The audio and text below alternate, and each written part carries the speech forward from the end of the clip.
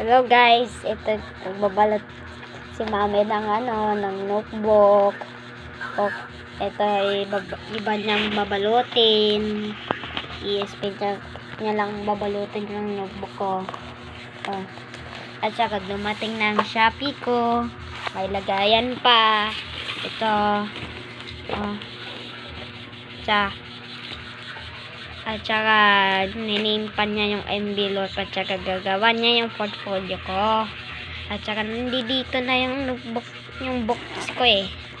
Pero meron ako show you. Meron ako show sa inyo. Ito.